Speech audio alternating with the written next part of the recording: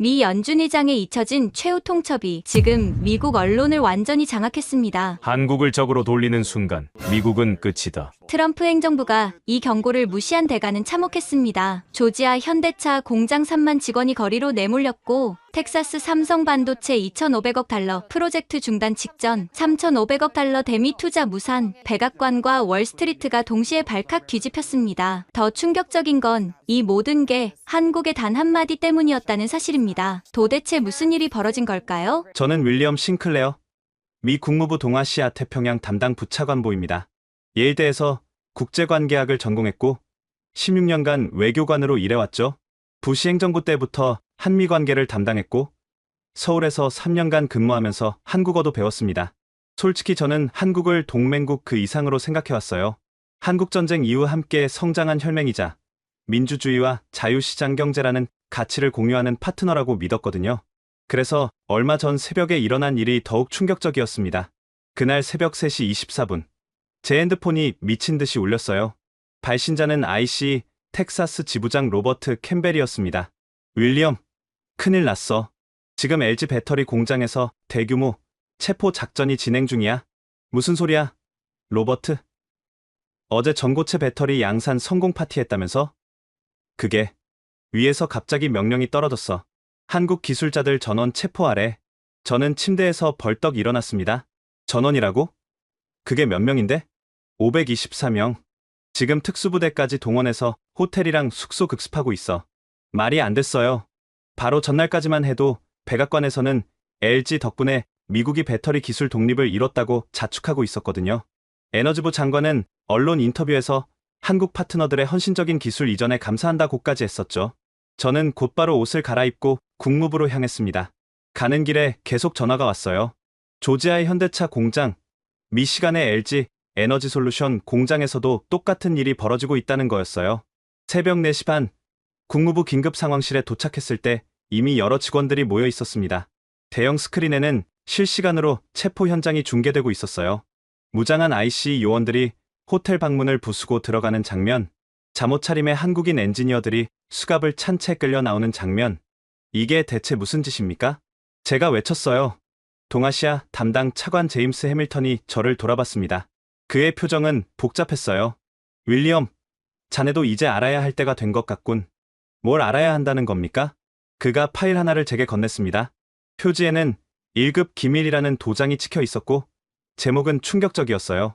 오퍼레이션 배터리 하비스트, 배터리 기술 수확 작전. 저는 떨리는 손으로 파일을 열었습니다. 첫 페이지부터 충격의 연속이었어요. 수년 전부터 기획된 이 작전의 목표는 명확했습니다. 한국의 차세대 배터리 핵심 기술을 100% 습득한 후 기술자들을 제거하여 미국의 완전한 배터리 기술 독립을 달성한다. 제거라는 단어가 눈에 확 들어왔어요. 제거가 뭡니까? 설마 물리적 제거는 아냐? 추방이지. 모든 한국 기술자들을 불법 체류자로 몰아서 영구 추방하는 거야. 하지만 이 사람들은 모두 합법적인 비자를, 그게 문제야. 우리가 초청장을 보내고 비자를 발급하고 기술 이전을 요청했지.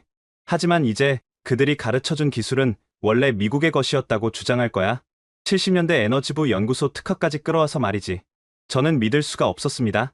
이게 내가 16년간 몸담았던 미국 정부의 모습인가? 상황실 스크린에는 계속해서 처참한 광경이 이어졌어요. 한 여성 엔지니어가 울면서 끌려가고 있었습니다. 그녀의 아이들이 엄마라고 부르짖는 소리가 들렸어요.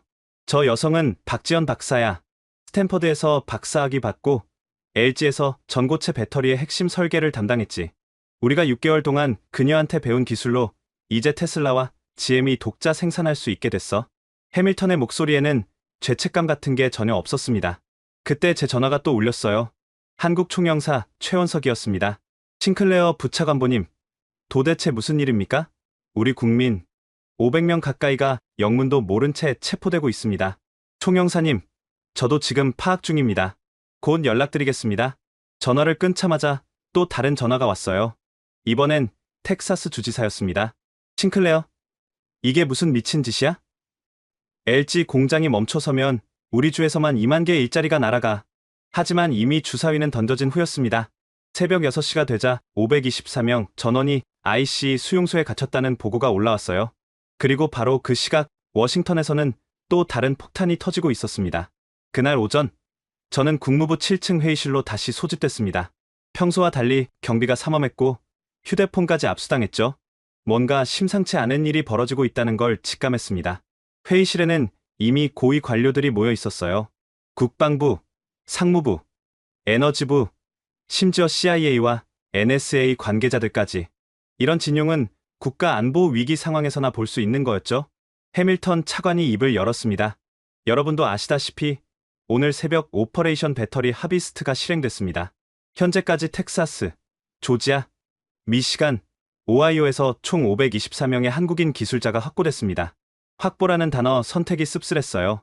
마치 물건 다루듯 사람을 표현하다니. 에너지부 차관보 마거릿 스톤이 보고서를 펼쳤습니다. 지난 3년간 한국 배터리 기업들로부터 습득한 기술 목록입니다. 전고체 배터리 양산 기술, 리튬 메탈 음극재 제조법, 차세대 분리막 기술, 배터리 관리 시스템 알고리즘, 총 147개 핵심 기술이 100% 이전 완료됐습니다. 저는 손을 들었어요. 잠깐만요. 우리가 한국 기업들을 초청하고 수십억 달러의 보조금을 주면서 유치한 건 상호 협력을 위해서였지 않습니까? 이제 와서 토사구팽이라니. 국방부 대표가 차갑게 말했습니다. 싱클레어 부차관보, 감상적으로 접근하지 마세요. 배터리 기술은 미래 전쟁의 핵심입니다. 드론, 전기 전투 차량, 휴대용 에너지 무기, 모두 배터리 성능에 달려 있어요. 이걸 계속 한국에 의존할 수는 없습니다. 하지만 한국은 동맹국입니다. 동맹은 영원하지 않아요. 이익만이 영원하죠. 그때 CIA 동아시아 국장 로버트 첸이 끼어들었습니다. 사실 이 계획은 수년 전 중국의 배터리 굴기를 목격하면서 시작됐습니다. 중국이 배터리 시장을 장악하려 하고 한국이 그 대항마로 부상했죠. 우리는 둘 다로부터 독립해야 했습니다. 저는 믿을 수 없다는 표정으로 그들을 바라봤어요. 그래서 한국을 이용하기로 한 겁니까? 해밀턴이 고개를 끄덕였습니다. 1단계는 한국 기업 유치였어요. 엄청난 세금 혜택과 부지 무상 제공, 전기료 할인까지. 한국 기업들은 못 참죠. 특히 중국과의 경쟁에 시달리던 상황에서 스크린에 타임라인이 떴습니다. 수년 전부터 시작된 치밀한 계획이었죠. 2단계는 기술 습득이었습니다. 처음엔 한국 측이 경계했어요. 핵심 기술은 한국 엔지니어만 다루게 했죠. 그래서 우리는 전략을 바꿨습니다. 어떻게요? 인간적 접근이었죠. 미국 엔지니어들이 한국 기술자들과 친구가 되도록 했어요. 가족 모임, 바비큐 파티, 아이들 플레이 데이트, 신뢰를 쌓았죠. 한국인들은 정에 약하더군요. 저는 속이 메스꺼웠습니다. 제가 서울에서 경험한 한국인들의 따뜻함을 이렇게 악용하다니? 3년이 지나자 한국 기술자들은 완전히 마음을 열었습니다.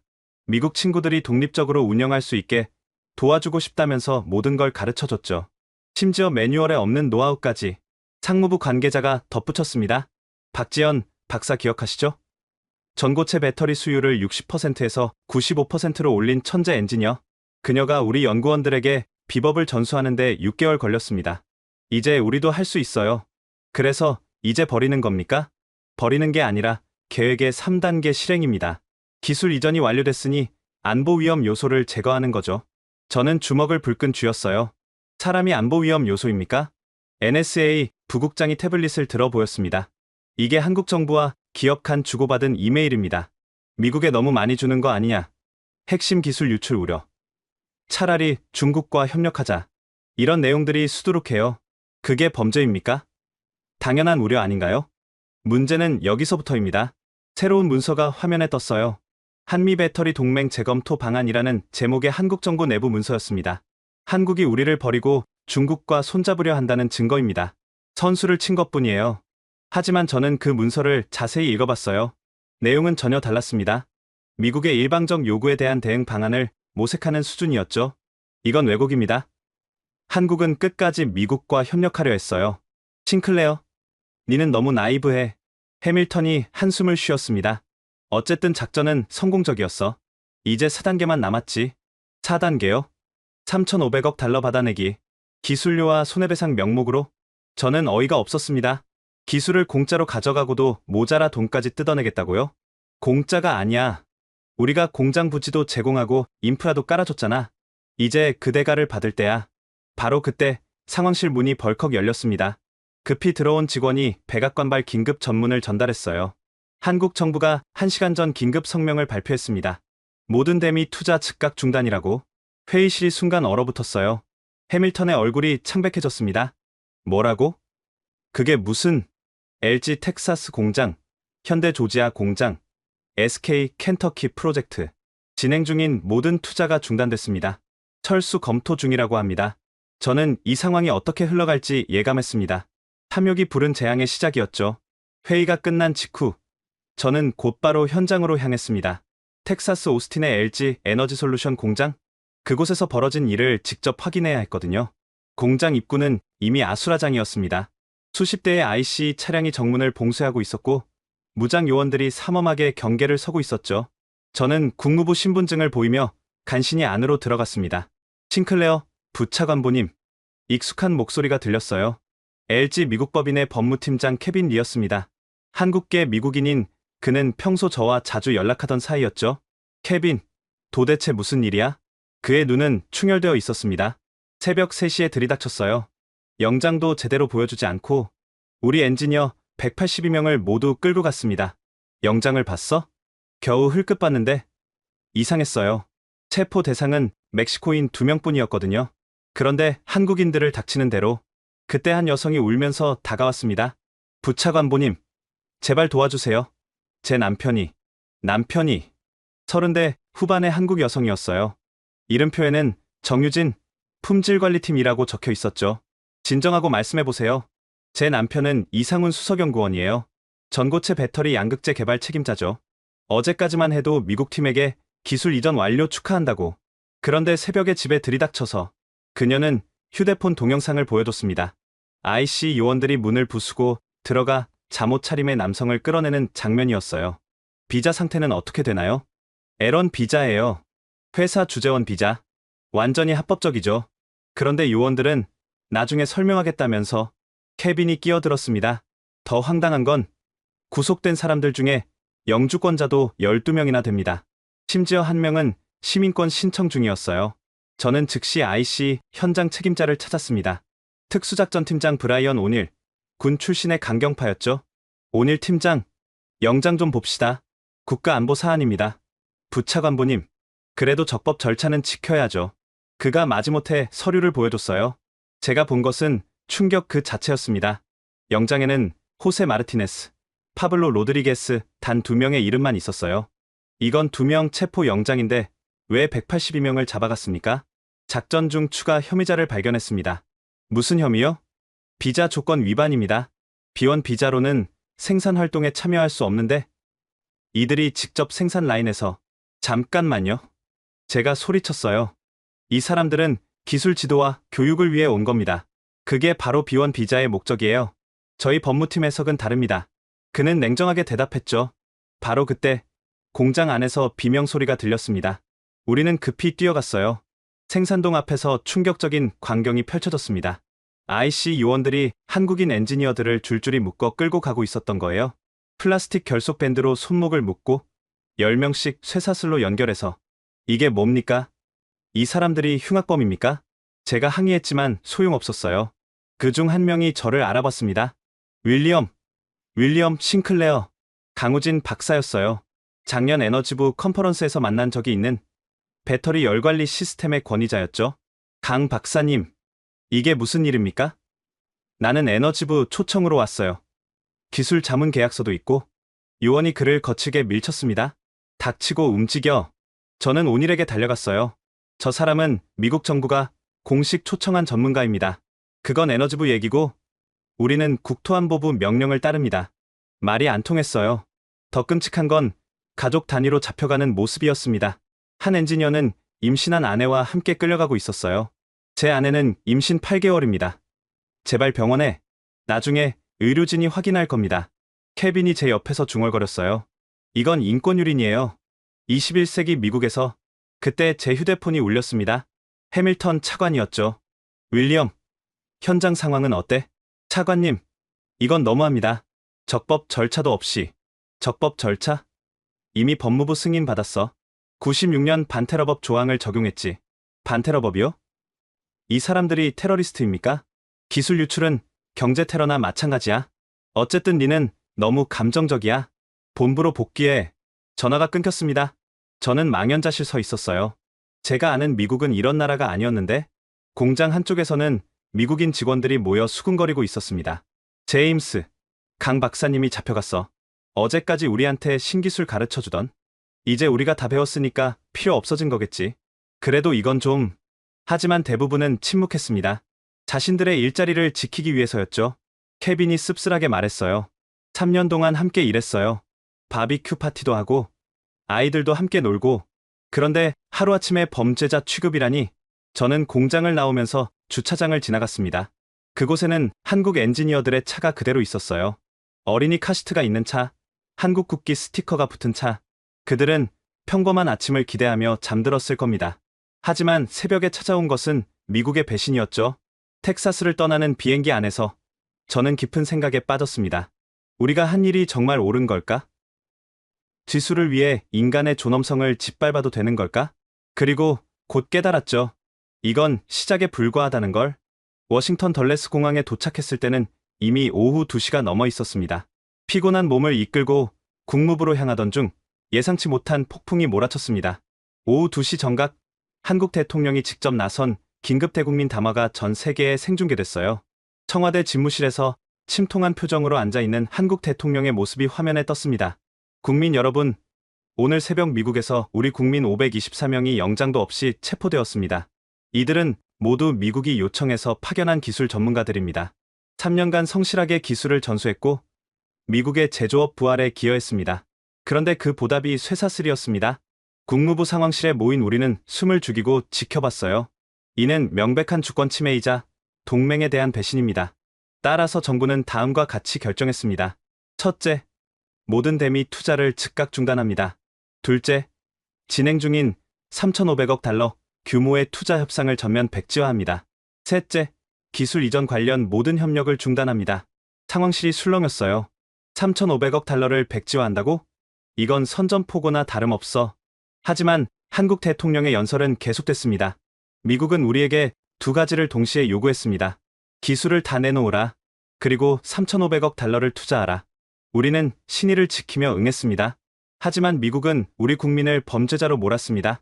이것이 70년 동맹의 모습입니까? 해밀턴 차관의 얼굴이 창백해졌어요. 이거 완전히 잘못됐어. 한국이 이렇게 강하게 나올 줄은. 바로 그때 재무부에서 긴급 전화가 왔습니다. 원달러 환율이 폭등하고 있습니다. 10분 만에 50원 올랐어요. 뭐라고? 한국 정부가 달러 매도를 중단한 것 같습니다. 외환시장이 패닉이에요. 연쇄 반응은 즉각적이었습니다. 오후 3시 텍사스 주지사가 긴급 기자회견을 열었어요. LG 에너지솔루션이 텍사스 공장 증설을 취소했습니다. 5만 개의 일자리가 사라졌습니다. 이게 연방정부가 원한 결과입니까? 조지아 주지사도 곧바로 성명을 발표했죠.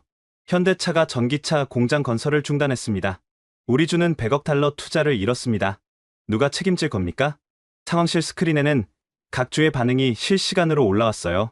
미시간, LG GM 합작 공장 가동 중단, 3,800명 즉시 해고. 오하이오, 삼성 SDI 공장 건설 중단, 2만 명 고용 계획 무산. 엘라베마, 현대차 엔진 공장 증설 취소. 지역 경제 비상. 저는 해밀턴에게 물었습니다. 이 정도일 줄 예상하셨습니까? 그는 대답하지 못했어요. 오후 4시 월스트리트에서 비명이 터져 나왔습니다. 다우지수 800포인트 폭락, GM주가 12% 하락, 배터리 공급 차질 우려, 포드 10% 급락, 한국산 배터리 의존도 때문. 블룸버그 속보가 떴어요. 한국 배터리 3사, 미국 자동차 업체의 공급 중단 가능성 시사, 디트로이트 빅3 비상. 상무부 차관이 혈압이 올라간 얼굴로 뛰어들어왔습니다. 대통령이 난리 났어. 당장 해결하라는데. 어떡해요? 한국이 완전히 돌아섰는데? 그때 한국 외교부의 공식 성명이 도착했습니다. 미국 정부는 24시간 내에 다음을 이행하라. 1. 구금된 한국 국민 524명 전원 즉시 석방. 2. 공식 사과. 3. 재발 방지 약속. 이행하지 않을 시 추가 조치가 있을 것임. 추가 조치라니. 불안한 예감이 현실이 됐습니다. 오후 5시 삼성전자가 폭탄 선언을 했어요. 오스틴 반도체 공장 건설 계획 전면 재검토. 170억 달러 투자 보류. 텍사스 주지사가 다시 나타났습니다. 이번엔 거의 울먹이는 표정이었어요. 삼성이 떠나면 오스틴은 끝입니다. 연방정부는 뭘 하고 있습니까?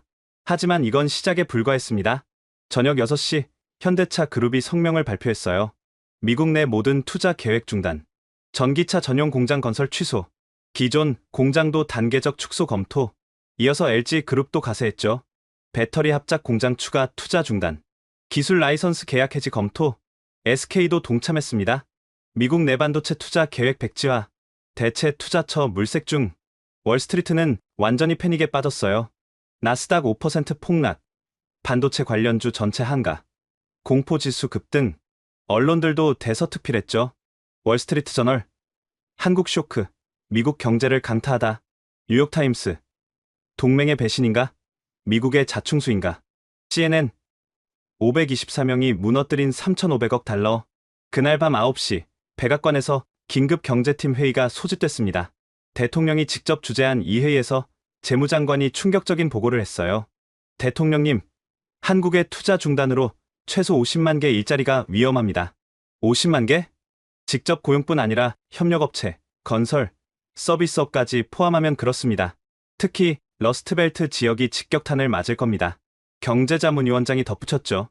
3,500억 달러가 사라지면 인프라 현대화 계획의 70%가 차질을 빚습니다. 공약 이행이 불가능해져요. 대통령의 얼굴이 붉게 달아올랐습니다. 그럼 어떻게 하란 말이야? 국무장관이 조심스럽게 제안했어요. 한국과 대화를 시작해야 합니다. 우선 구금자들을, 그럼 우리가 잘못했다고 인정하는 꼴이잖아. 하지만 회의는 결론 없이 끝났습니다. 다음 날 아침, 상황은 더욱 악화됐어요. 한국 정부가 기술주권 선언을 발표한 겁니다. 대한민국은 더 이상 핵심 기술을 일방적으로 이전하지 않는다. 기술은 국가의 미래이자 생존이다. 우리의 기술자들이 존중받지 못하는 곳에 우리의 기술도 갈 수 없다. 동시에 충격적인 발표가 이어졌어요. 한국 정부는 국내 기업들의 기술 보호를 위해 전략기술 수출 통제 제도를 즉시 시행한다. 배터리, 반도체, 디스플레이 등 핵심 기술의 해외 이전을 엄격히 통제할 것이다. 이는 사실상 기술 빗장을 걸어 잠그겠다는 선언이었습니다. 미국 자동차 업계가 먼저 비명을 질렀어요. 한국산 배터리 없이는 전기차 생산 불가능, 대체 공급처를 찾는데 최소 3년, 당장 다음 달 생산 계획부터 차질. IT 업계도 마찬가지였죠.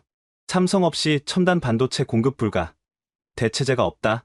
그날 오후, 저는 해밀턴 차관실에서 그를 만났습니다. 차관님, 이제라도 멈춰야 합니다. 무엇을? 이 미친 계획을요. 우리가 얻으려던 것보다 잃는 게 더 많아요. 그는 지친 얼굴로 창밖을 바라봤습니다. 이미 늦었어. 윌리엄, 주사위는 던져졌고 아직 늦지 않았습니다. 한국인들을 석방하고 사과하면 그럼 우리가 틀렸다고 인정하는 거야? 정치적으로 불가능해. 저는 절망감을 느꼈습니다. 자존심 때문에 국익을 망치는 꼴이었으니까요. 그런데 진짜 문제는 이제부터였습니다. 한국발 경제 쓰나미가 미국을 강타한 지 48시간. 백악관은 그야말로 전시 상황실을 방불케 했습니다. 대통령 집무실에서 고성이 오가는 소리가 복도까지 들렸어요. 저는 국무부 대표로 긴급 소집된 회의에 참석하기 위해 대기하고 있었죠. 대통령의 첫 마디가 모든 걸 말해줬습니다. 더 이상은 안 되겠어. 뭔가 해야 해. 재무장관이 최신 보고를 했어요. 어제 하루에만 401k 연금 계좌에서 8천억 달러가 증발했습니다. 은퇴자들이 거리로 나오고 있어요. 언론 반응은? 폭스뉴스마저 등을 돌렸습니다. 미국 역사상 최악의 외교 참사라고. 대통령의 얼굴이 일그러졌어요. 국무장관이 조심스럽게 제안했죠. 한국과 대화를 시작해야 합니다. 우선 구금자들을 석방하고. 그래서 내가 틀렸다고 인정하라고? 대통령님, 이미 전 세계가 알고 있습니다. 비서실장이 태블릿을 보여줬어요.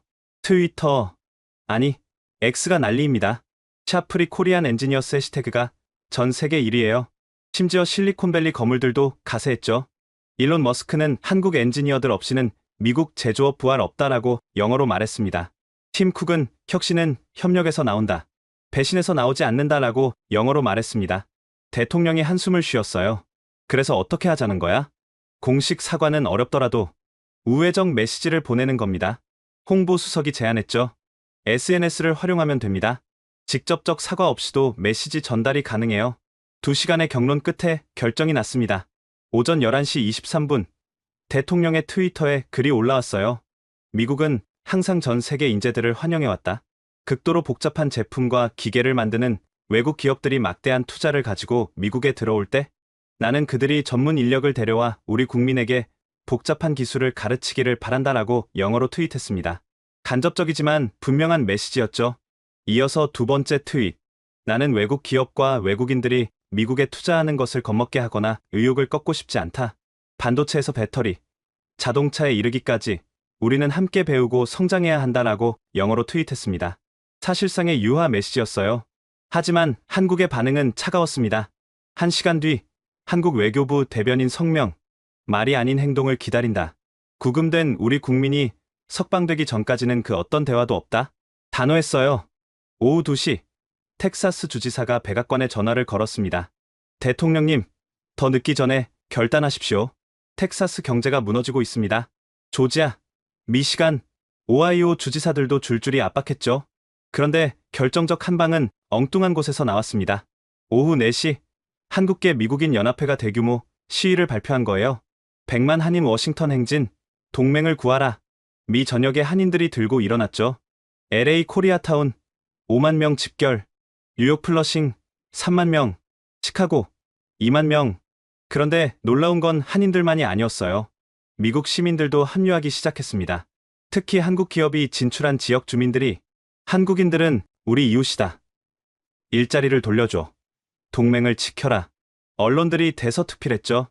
CNN, 미국 시민들, 한국과의 화해 요구, MBC, 전국적 연대 시위 확산.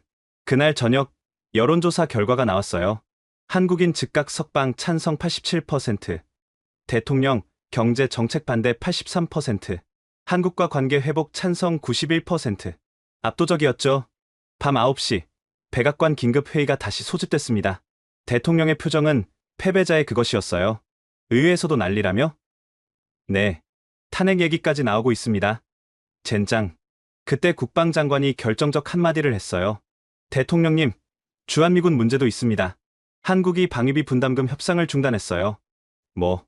더 나가면 주한미군 철수 요구까지 나올 수 있습니다. 이건 안보 차원의 문제였죠. 대통령이 드디어 항복했습니다. 알았어. 석방하자고 해. 하지만 여전히 자존심은 버리지 못했어요. 대신 조용히 해. 새벽에 몰래 풀어주고. 안 됩니다. 국무장관이 단호하게 말했죠. 공개적으로 해야 합니다. 그래야 한국이 받아들일 겁니다. 결국 다음날 아침 역사적인 장면이 연출됐습니다. 국토안보부 장관이 직접 나서서 발표했어요. 행정 절차상의 오류를 인정합니다. 구금된 한국 국민 524명을 전원 석방합니다. 하지만 오류라는 표현에 한국은 만족하지 않았죠. 한국 대통령이 직접 나섰습니다. 오류가 아니라 불법이었다. 명확한 사과와 재발 방지 약속을 요구한다. 공은 다시 미국으로 넘어왔어요. 그날 오후 저는 깜짝 소식을 들었습니다. 대통령이 한국 대통령과 직접 통화를 시도한다는 거였어요. 하지만 한국은 거절했습니다. 서면 사과가 먼저다. 막다른 골목이었죠. 그런데 저녁 무렵 예상치 못한 중재자가 나타났어요. 바로 일본 총리였습니다. 미일한 삼국 동맹의 미래를 위해 중재하겠다. 일본의 체면 때문이라도 미국은 응할 수밖에 없었죠. 밤 11시 마침내 백악관이 성명을 발표했습니다. 미국 정부는 한국 기술 전문가들의 구금 과정에서 발생한 절차적 문제에 대해 유감을 표명한다. 향후 이러한 일이 재발하지 않도록 제도를 개선하겠다. 여전히 직접적 사과는 아니었지만 미국으로서는 최대한이었죠. 한국도 일단 한 발 물러섰습니다. 미국의 유감 표명을 주목한다. 석방 조치를 지켜본 후 향후 대응을 결정하겠다. 하지만 이미 깨진 신뢰를 회복하기엔 너무 늦었어요. 삼성, LG, 현대, SK 모든 한국 기업이 미국 투자 재검토를 공식화했죠. 그리고 중국은 이 틈을 놓치지 않았습니다. 다음날 베이징 인민대회당 한중 정상회담이 전격 개최됐어요. 시진핑 주석의 환영사가 전 세계에 중계됐죠. 기술은 인류 공동의 자산이며 기술자는 존중받아야 한다. 중국과 한국은 상호 존중의 바탕 위에서 새로운 미래를 만들어갈 것이다 라고 중국어로 말했습니다. 사실상 새로운 기술 동맹의 탄생이었습니다. 미국은 524명을 체포함으로써 70년 동맹을 잃고 기술 패권마저 위협받게 된 거였어요. 백악관 회의가 끝난 그날 밤 해밀턴 차관과의 대화를 마치고 집으로 돌아가던 중 저는 예상치 못한 전화를 받았습니다. 싱클레어 부차관보님? 저는 펜타곤의 마크 제이콥스 중령입니다. 꼭 만나서 드릴 말씀이 있습니다. 펜타곤 정보부의 현역 장교가 직접 연락하는 건 흔한 일이 아니었죠. 자정, 조지타운의 한 낡은 바에서 그를 만났습니다. 민간인 복장의 그는 주변을 살피며 봉투를 건넸어요. 부차관보님이 알아야 할 내용입니다. 봉투 안에는 충격적인 문서들이 있었습니다. 1급 기밀, 오퍼레이션 테크하비스트 도장이 찍힌 서류들. 이게 뭡니까? 수년 전부터 준비된 작전의 전체 계획서입니다. 제가 초기 기획에 참여했었죠. 하지만 이건 너무 나갔습니다. 저는 떨리는 손으로 문서를 읽기 시작했어요. 프로젝트 착수 목표, 동아시아, 동맹국들의 핵심 기술 확보 및 기술 종속 관계 역전. 1차 타깃, 한국, 배터리, 반도체.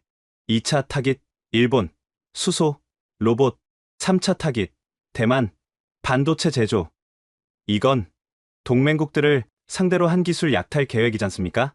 제이콥스 중령이 고개를 끄덕였어요. 처음엔 단순한 기술 독립 프로젝트였습니다. 하지만 점점 변질됐죠. 특히 작년에 새로운 팀이 합류하면서. 새로운 팀, 국가안보국 내 경제전쟁 대비반입니다. 그들은 동맹이고 뭐고 없었어요. 오직 미국의 기술 패권만 생각했죠. 문서를 더 읽어 내려갔습니다. 1단계, 유인, 막대한 인센티브로 한국 기업 유치, 주정부 동원의 세금 면제, 부지 제공, 언론 플레이, 한미 경제동맹 강화. 2단계, 침투, 한국 엔지니어들과 인간적 유대 형성, 가족 초청, 자녀 교육 지원, 신뢰 구축 후 핵심 기술 습득. 3단계, 수학, 기술 이전 90% 완료 시점에 작전 개시, 이민법 위반 명목으로 전원 구속, 지적재산권 소송으로 압박. 90% 시점이 핵심이었군요. 네, 100%를 기다리면 한국이 눈치챌 수 있으니까 90%만 배워도 나머지는 우리가 할 수 있다고 판단했죠. 누가 이런 계획을? 제이콥스가 한숨을 쉬었어요. 국가안보보좌관 직속 특별팀입니다. 코드명, 하비스트 팀, 경제학자, 기술 전문가, 심리전 전문가까지. 더 충격적인 문서가 나왔습니다. 심리전 매뉴얼, 한국인 대상, 한국인은 정의 약함, 개인적 친분 활용, 체면 중시, 공개적 칭찬 효과적, 미국에 대한 동경심 활용, 자녀 교육에 민감, 명문대 입학 지원 약속. 역겨웠습니다. 우정을 가장한 배신이었으니까요. 이게 다 실행됐습니까? 대부분은요. 보세요. 여기 성과 보고서가 있습니다. 보고, LG 배터리, 전고체 기술 95% 습득, 삼성 반도체, 3나노 공정 92% 습득, 현대차, 수소전기차 통합 기술 88% 습득, SK, 차세대 배터리 소재 91% 습득. 결론, 작전 실행 최적기. 그래서 실행한 거군요. 네. 하지만 한 가지 오판이 있었습니다. 뭐죠? 한국의 반응이었어요. 그들은 항상 수능적이었으니까 이번에도 그럴 줄 알았죠. 하지만 제이콥스가 다른 문서를 꺼냈어요. 최근 날짜가 찍힌 긴급 보고서였습니다. 작전 실패 분석, 한국 정부 예상외 강경 대응, 한국 여론 폭발적 반발, 중국 개입 변수 간과, 일본, 대만 연쇄 이탈 가능성, 위험도 극심. 왜 저에게 이걸 보여주는 겁니까? 제이콥스가 저를 똑바로 봤어요. 저도 군인입니다. 국가를 위해 일하죠. 하지만 이건 명예롭지 못합니다.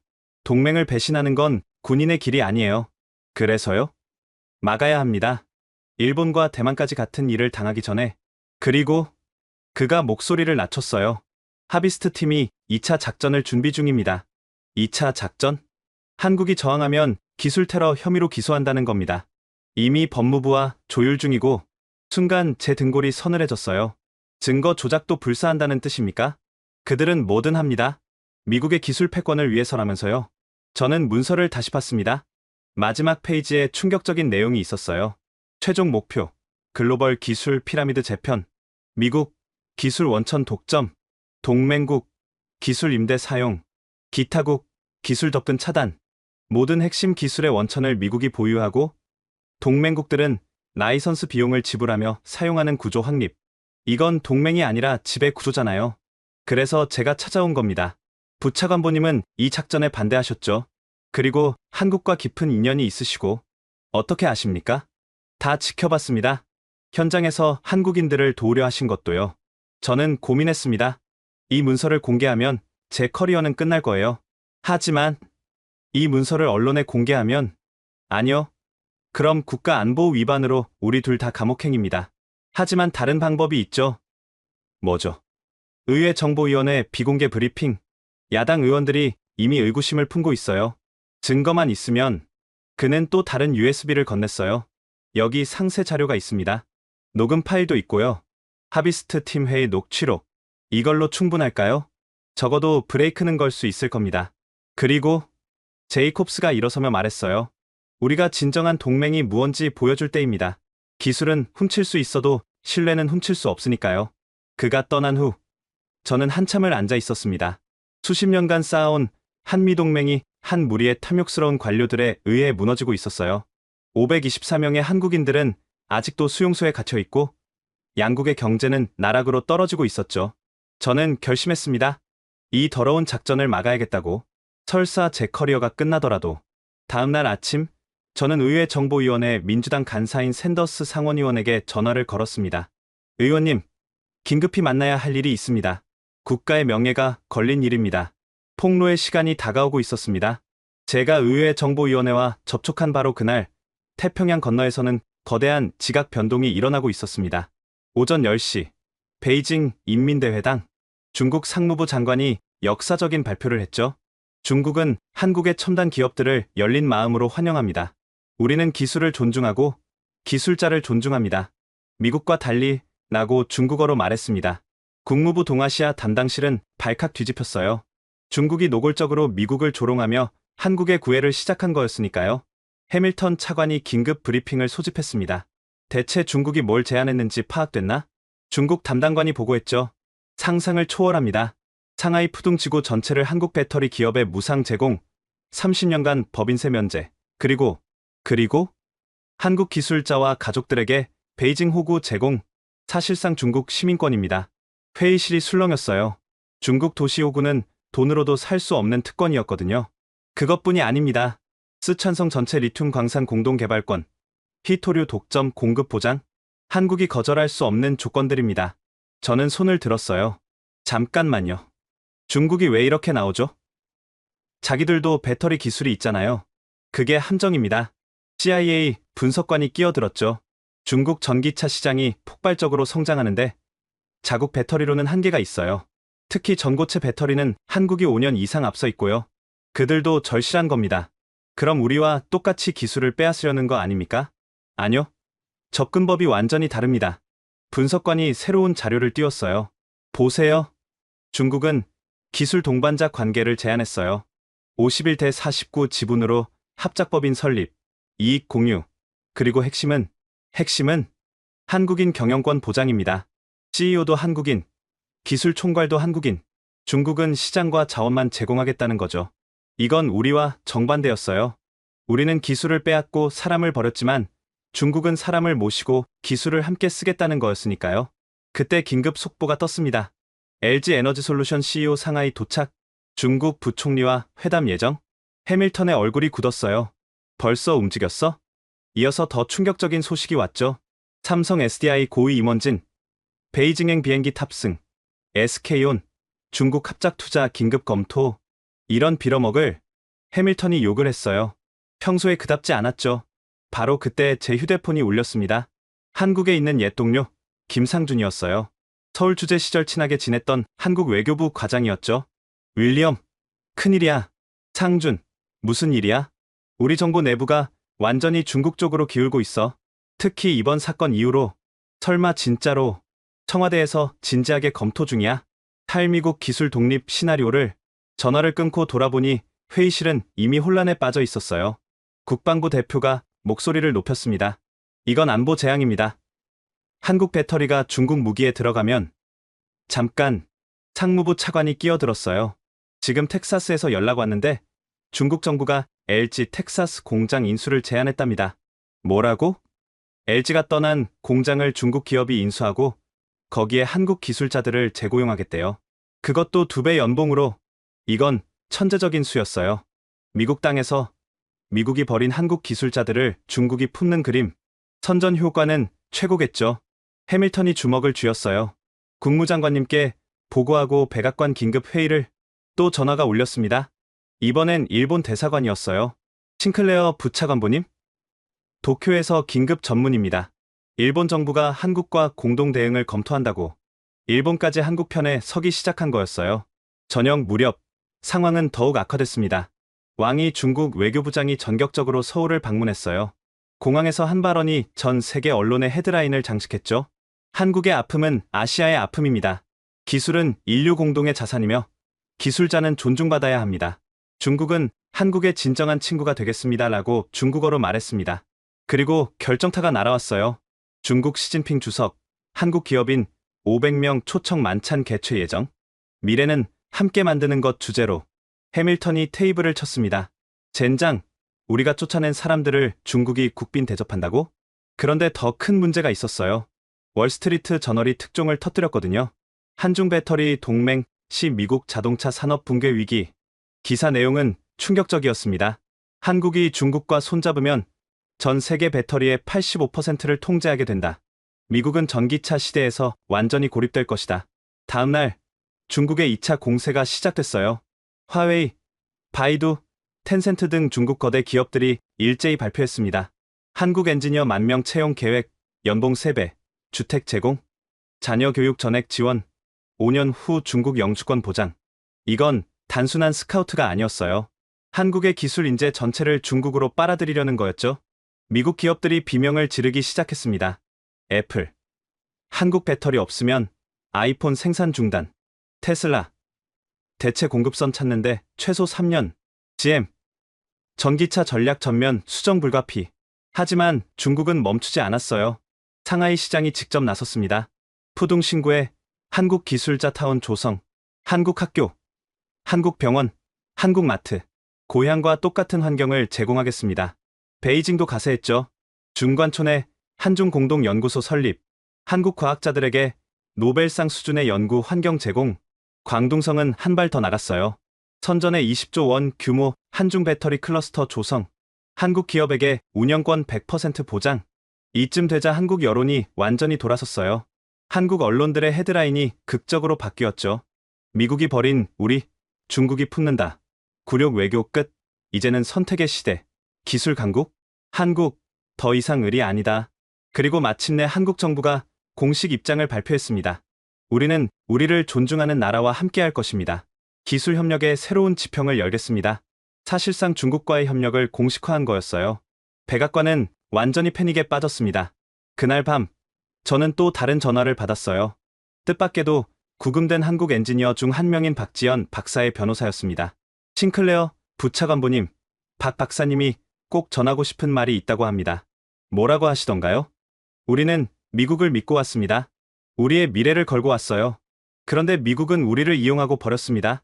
이제 중국이 손을 내밀고 있어요. 우리가 어떤 선택을 하겠습니까? 전화를 끊고 나니 마음이 무거웠습니다. 우리가 자초한 일이었어요. 기술 욕심에 눈이 멀어 가장 중요한 것을 놓쳤죠. 바로 사람이었습니다. 중국의 구애 공세가 시작된 지 72시간. 뉴욕 증권거래소는 그야말로 아비규환이었습니다. 오전 9시 30분 개장벨이 울리자마자 매도 주문이 폭주했어요.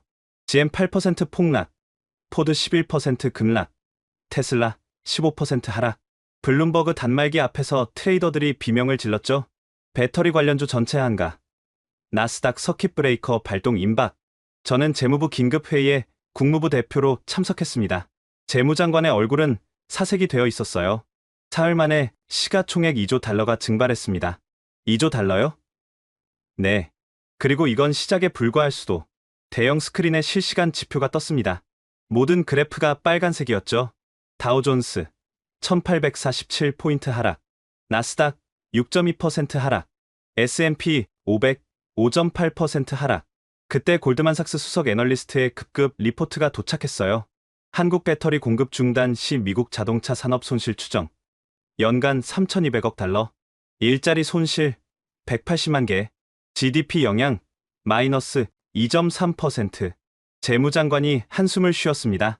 2008년 금융위기 때보다 심각할 수 있습니다. 그런데 더 큰 문제는 따로 있었어요. 연준 부의장이 보고했죠. 달러 가치가 폭락하고 있습니다. 한국이 외환보유고에서 달러 비중을 줄이기 시작했어요. 얼마나? 어제 하루에만 200억 달러를 매도했습니다. 일본도 동조할 조짐이 회의실이 얼어붙었어요. 바로 그때 증권거래위원회에서 연락이 왔습니다. 대형 헤지펀드 3곳이 마진콜 위기입니다. 한국 배터리 관련 파생상품에 과도하게 베팅했다가 이건 시스템 리스크로 번질 수 있는 상황이었어요. 점심 무렵 상황은 더욱 악화됐습니다. 일본 정부가 공식 성명을 발표한 거예요. 미국의 일방적 행동에 깊은 우려를 표명한다. 일본 기업들의 미국 투자 계획을 전면 재검토하겠다. 토요타가 즉각 발표했죠. 켄터키 전기차 공장 증설 보류. 혼다도 따랐습니다. 오하이오 배터리 공장 계획 취소. 이제 한국뿐 아니라 일본까지 등을 돌리기 시작한 거였어요. 그때 CNBC에서 특별 생방송을 시작했습니다. 월가의 전설 워런 버핏이 긴급 입장을 발표합니다. 백발의 현인이 화면에 나타났어요. 미국이 심각한 실수를 했습니다. 신뢰는 비즈니스의 기초입니다. 우리가 그것을 스스로 무너뜨렸어요. 저는 한국 관련 투자를 제고하고 있습니다라고 영어로 말했습니다. 버핏이 한국을 버린다. 이 한마디에 시장은 또 한 번 곤두박질 쳤죠. 오후 2시 백악관 경제팀 긴급회의. 대통령이 직접 화상으로 참여했습니다. 도대체 얼마나 더 떨어진다는 거야? 경제자문위원장이 답했어요. 최악의 경우 다우 3만 선이 붕괴될 수 있습니다. 3만이 무너진다고? 네. 그리고 더 큰 문제는 또 뭐가 있어? 유럽입니다. 그때 또 속보가 떴어요.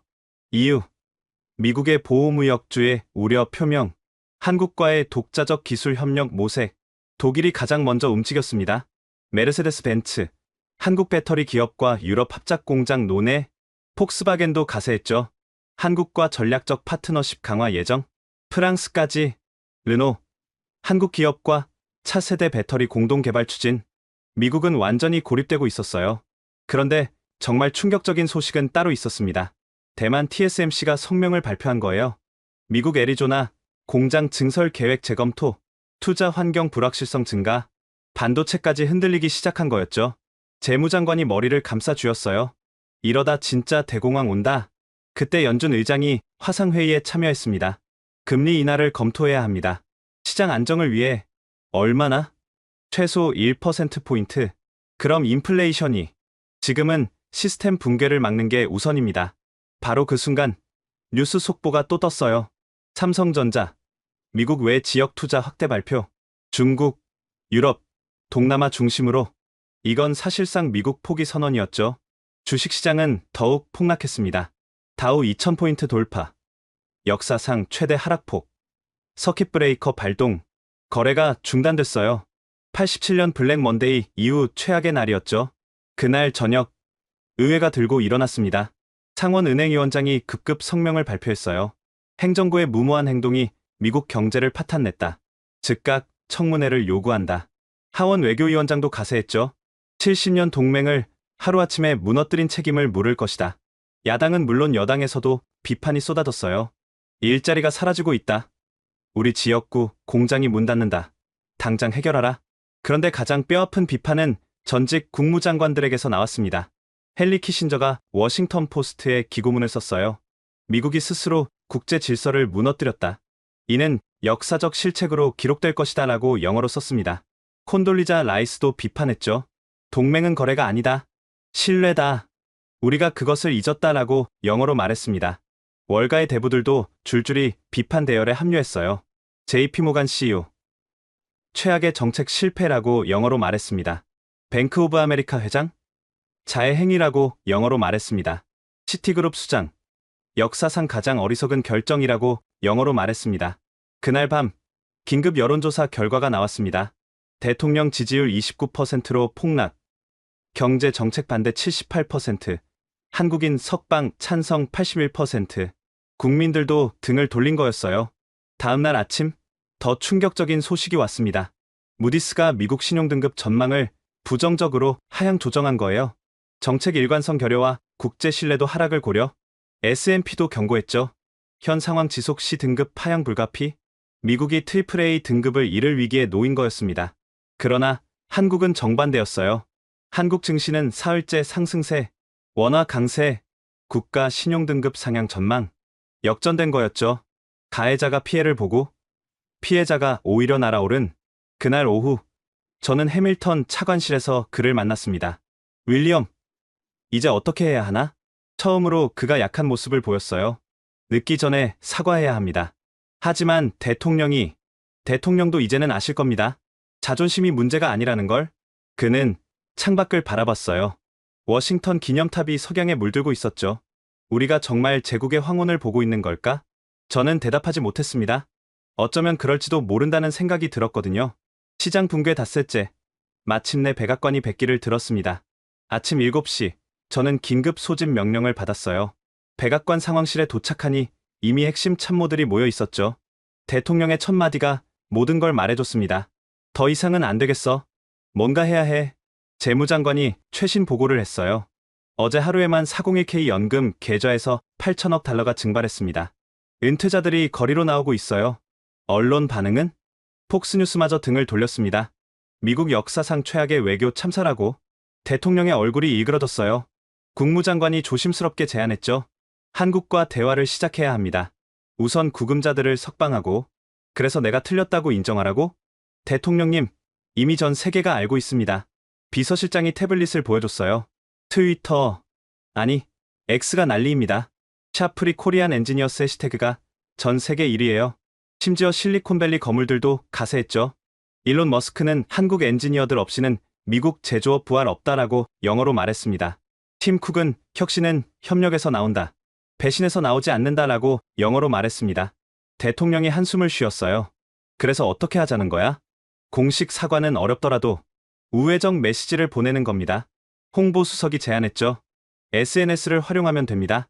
직접적 사과 없이도 메시지 전달이 가능해요. 2시간의 경론 끝에 결정이 났습니다. 오전 11시 23분, 대통령의 트위터에 글이 올라왔어요. 미국은 항상 전 세계 인재들을 환영해왔다. 극도로 복잡한 제품과 기계를 만드는 외국 기업들이 막대한 투자를 가지고 미국에 들어올 때 나는 그들이 전문 인력을 데려와 우리 국민에게 복잡한 기술을 가르치기를 바란다라고 영어로 트윗했습니다. 간접적이지만 분명한 메시지였죠. 이어서 두 번째 트윗. 나는 외국 기업과 외국인들이 미국에 투자하는 것을 겁먹게 하거나 의욕을 꺾고 싶지 않다. 반도체에서 배터리, 자동차에 이르기까지 우리는 함께 배우고 성장해야 한다라고 영어로 트윗했습니다. 사실상의 유화 메시지였어요. 하지만 한국의 반응은 차가웠습니다. 1시간 뒤 한국 외교부 대변인 성명, 말이 아닌 행동을 기다린다. 구금된 우리 국민이 석방되기 전까지는 그 어떤 대화도 없다. 단호했어요. 오후 2시, 텍사스 주지사가 백악관에 전화를 걸었습니다. 대통령님, 더 늦기 전에 결단하십시오. 텍사스 경제가 무너지고 있습니다. 조지아, 미시간, 오하이오 주지사들도 줄줄이 압박했죠. 그런데 결정적 한방은 엉뚱한 곳에서 나왔습니다. 오후 4시, 한국계 미국인 연합회가 대규모 시위를 발표한 거예요. 100만 한인 워싱턴 행진, 동맹을 구하라. 미 전역의 한인들이 들고 일어났죠. LA 코리아타운, 5만 명 집결. 뉴욕 플러싱, 3만 명. 시카고, 2만 명. 그런데 놀라운 건 한인들만이 아니었어요. 미국 시민들도 합류하기 시작했습니다. 특히 한국 기업이 진출한 지역 주민들이 한국인들은 우리 이웃이다. 일자리를 돌려줘. 동맹을 지켜라. 언론들이 대서특필했죠. CNN, 미국 시민들, 한국과의 화해 요구. MBC, 전국적 연대 시위 확산. 그날 저녁 여론조사 결과가 나왔어요. 한국인 즉각 석방 찬성 87%, 대통령 경제 정책 반대 83%, 한국과 관계 회복 찬성 91%. 압도적이었죠. 밤 9시, 백악관 긴급회의가 다시 소집됐습니다. 대통령의 표정은 패배자의 그것이었어요. 의회에서도 난리라며? 네, 탄핵 얘기까지 나오고 있습니다. 젠장. 그때 국방장관이 결정적 한마디를 했어요. 대통령님, 주한미군 문제도 있습니다. 한국이 방위비 분담금 협상을 중단했어요. 더 나가면 주한미군 철수 요구까지 나올 수 있습니다. 이건 안보 차원의 문제였죠. 대통령이 드디어 항복했습니다. 알았어. 석방하자고 해. 하지만 여전히 자존심은 버리지 못했어요. 대신 조용히 해. 새벽에 몰래 풀어주고. 안 됩니다. 국무장관이 단호하게 말했죠. 공개적으로 해야 합니다. 그래야 한국이 받아들일 겁니다. 결국 다음날 아침, 역사적인 장면이 연출됐습니다. 국토안보부 장관이 직접 나서서 발표했어요. 행정 절차상의 오류를 인정합니다. 구금된 한국 국민 524명을 전원 석방합니다. 하지만 오류라는 표현에 한국은 만족하지 않았죠. 한국 대통령이 직접 나섰습니다. 오류가 아니라 불법이었다. 명확한 사과와 재발 방지 약속을 요구한다. 공은 다시 미국으로 넘어왔어요. 그날 오후 저는 깜짝 소식을 들었습니다. 대통령이 한국 대통령과 직접 통화를 시도한다는 거였어요. 하지만 한국은 거절했습니다. 서면 사과가 먼저다. 막다른 골목이었죠. 그런데 저녁 무렵 예상치 못한 중재자가 나타났어요. 바로 일본 총리였습니다. 미일한 삼국 동맹의 미래를 위해 중재하겠다. 일본의 체면 때문이라도 미국은 응할 수밖에 없었죠. 밤 11시 마침내 백악관이 성명을 발표했습니다. 미국 정부는 한국 기술 전문가들의 구금 과정에서 발생한 절차적 문제에 대해 유감을 표명한다. 향후 이러한 일이 재발하지 않도록 제도를 개선하겠다. 여전히 직접적 사과는 아니었지만 미국으로서는 최대한이었죠. 한국도 일단 한 발 물러섰습니다. 미국의 유감 표명을 주목한다. 석방 조치를 지켜본 후 향후 대응을 결정하겠다. 하지만 이미 깨진 신뢰를 회복하기엔 너무 늦었어요. 삼성, LG, 현대, SK 모든 한국 기업이 미국 투자 재검토를 공식화했죠. 그리고 중국은 이 틈을 놓치지 않았습니다. 다음날 베이징 인민대회당 한중 정상회담이 전격 개최됐어요. 시진핑 주석의 환영사가 전 세계에 중계됐죠. 기술은 인류 공동의 자산이며 기술자는 존중받아야 한다. 중국과 한국은 상호 존중의 바탕 위에서 새로운 미래를 만들어갈 것이다 라고 중국어로 말했습니다. 사실상 새로운 기술 동맹의 탄생이었습니다. 미국은 524명을 체포함으로써 70년 동맹을 잃고 기술 패권마저 위협받게 된 거였어요. 미국의 어설픈 유감 표명이 있은 지 48시간 후 한국은 역사적인 결정을 내렸습니다. 서울 청와대 대회의실 급급 국무회의가 열렸죠. 저는 국무부 채널을 통해 회의 내용을 전달받았습니다. 한국 대통령이 단호한 어조로 말했다고 해요. 미국은 끝까지 사과하지 않았습니다. 유감과 사과는 다릅니다. 그들은 여전히 자신들이 옳다고 생각하는 겁니다. 외교부 장관이 보고했죠. 524명 전원이 석방됐지만 정신적 피해는 이루 말할 수 없습니다. 특히 가족들 앞에서 범죄자처럼 끌려간 트라우마는. 그래서 우리의 결정은 미국에 대한 기술 의존도를 제로로 만들어야 합니다. 경제부총리가 구체적 계획을 발표했어요. 첫째, 미국 내 모든 신규 투자 무기한 중단. 둘째, 기존 투자 프로젝트 단계적 축소. 셋째, 핵심 기술 이전 전면 금지. 하지만 진짜 폭탄은 따로 있었죠. 넷째, 아시아 기술 동맹 창설. 회의실이 술렁였다고 해요. 한국, 일본, 대만이 중심이 되는 기술 블록입니다. 배터리는 한국, 소재는 일본, 반도체는 대만이 주도하는. 사실상 미국을 배제한 기술 패권 재편이었죠. 오후 2시, 이 결정이 공식 발표됐습니다. 전 세계가 충격에 빠졌어요. 특히 미국은 백악관 상황실은 다시 비상이 걸렸죠. 아시아 기술 동맹이라고? 대통령의 목소리가 떨렸어요. 국무장관이 설명했습니다. 한일 대만이 손잡으면 전 세계 첨단 기술의 70%를 통제하게 됩니다. 그럼 우리는 고립됩니다. 그때 더 충격적인 소식이 왔어요. 싱가포르와 베트남도 참여 의사를 밝혔습니다. 동남아시아까지 가세한 거였죠. 상무장관이 비명을 질렀어요. 이러면 애플도, 테슬라도 전부 끝장입니다. 그런데 한국은 여기서 멈추지 않았습니다. 다음날 삼성전자가 폭탄 선언을 했어요. 미국 내 모든 R&D 센터 폐쇄, 인력은 아시아로 이전. LG가 이어받았죠. 미국 합작 프로젝트 전면 재검토, 독자 기술 개발에 집중. 현대차도 가세했습니다. 미국 시장 전기차 공급 재조정, 아시아 시장 우선. SK까지 미국 배터리 공장 증설 계획 백지화. 미국 언론들이 비명을 질렀어요. 월스트리트 저널, 기술 철의 장막이 내려온다. 뉴욕타임스, 아시아의 복수. 워싱턴 포스트, 미국 스스로 무덤을 팠다. 주식시장은 또다시 폭락했죠. 나스닥 10% 추가 하락, 기술주 전멸. 그런데 정말 뼈아픈 것은 미국 내 반응이었어요. 실리콘밸리가 들고 일어났습니다. 구글 CEO는 정부의 어리석은 결정이 미국 기술 산업을 죽였다라고 영어로 말했습니다. 메타 저커버그는 이제 아시아로 가야 하나? 라고 영어로 말했습니다. 엔비디아 CEO는 반도체 공급망 완전 재편 불가피라고 영어로 말했습니다. 심지어 미국 대학들도 동요했어요. MIT, 한국 유학생 30% 감소, 연구 프로젝트 차질, 스탠퍼드, 한국 기업 산학협력 전면 중단 통보, 두뇌 유출까지 시작된 거였죠. 그때 저는 또 다른 충격적인 소식을 들었어요. 바로 기술 주권 펀드였습니다. 한국 정부가 1,000억 달러 규모의 펀드를 조성한다는 거였죠. 아시아 기업들의 기술 독립을 지원한다.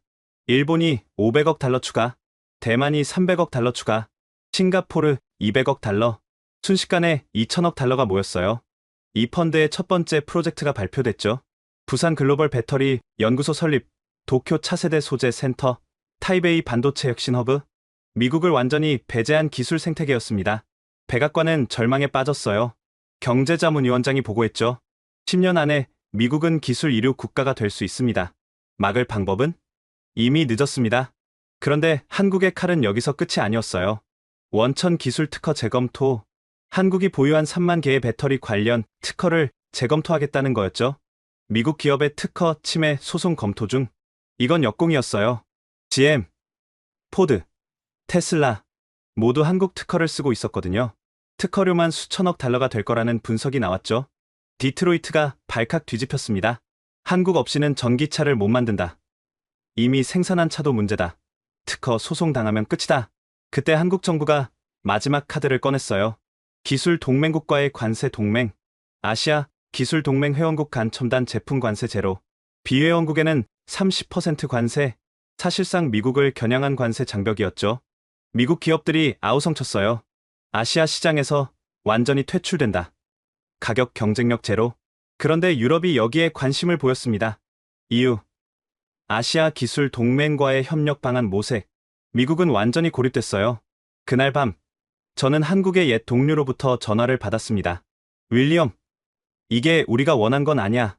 하지만 미국이 먼저 신뢰를 깼어. 알아. 하지만 이렇게까지 70년 동맹이 하루아침에 무너진 거야. 우리도 살아남아야 해. 전화를 끊고 나니 씁쓸했어요. 다음 날, 한국 대통령이 역사적인 연설을 했습니다. 대한민국은 더 이상 누구에게도 기술을 구걸하지 않습니다. 우리가 가진 기술로 세계를 리드하겠습니다. 우리를 무시한 나라는 우리 없이 살아가야 할 것입니다. 강력한 메시지였죠. 그리고 마지막 한마디가 미국의 가슴에 비수를 꽂았습니다. 신뢰는 한번 깨지면 다시 회복하기 어렵습니다. 미국은 그 대가를 치르게 될 것입니다. 실제로 그렇게 됐죠. 3개월 후 발표된 경제지표. 한국 GDP 성장률 5.2%, 수출 증가 18%. 미국 GDP 성장률 마이너스 1.3%, 실업률 8.7%. 역전됐어요. 기술을 탐한 나라가 오히려 기술에서 소외된, 동맹을 배신한 나라가 오히려 고립된 그 아이러니한 결과를 보며 저는 깨달았습니다. 21세기의 진정한 힘은 군사력도 경제력도 아닌 바로 신뢰라는 것을. 지금까지 70년 한미동맹이 단 하루 만에 무너진 충격적인 이야기 어떠셨나요? 524명을 체포해서 3,500억 달러를 잃고 기술을 빼앗으려다 오히려 기술에서 소외된 미국, 신뢰의 가치를 너무 늦게 깨달은 대가는 참으로 컸습니다. 이 이야기가 단순한 경고가 아닌 미래의 현실이 되지 않기를 바랍니다. 진짜 힘은 군사력도 경제력도 아닌 바로 신뢰라는 것 잊지 말아야겠습니다. 이 영상이 마음에 드셨다면 좋아요와 구독, 그리고 한미동맹의 진정한 가치를 널리 알리기 위해 이 이야기를 공유해주세요. 지금까지 코리아 원더풀이었습니다. 감사합니다.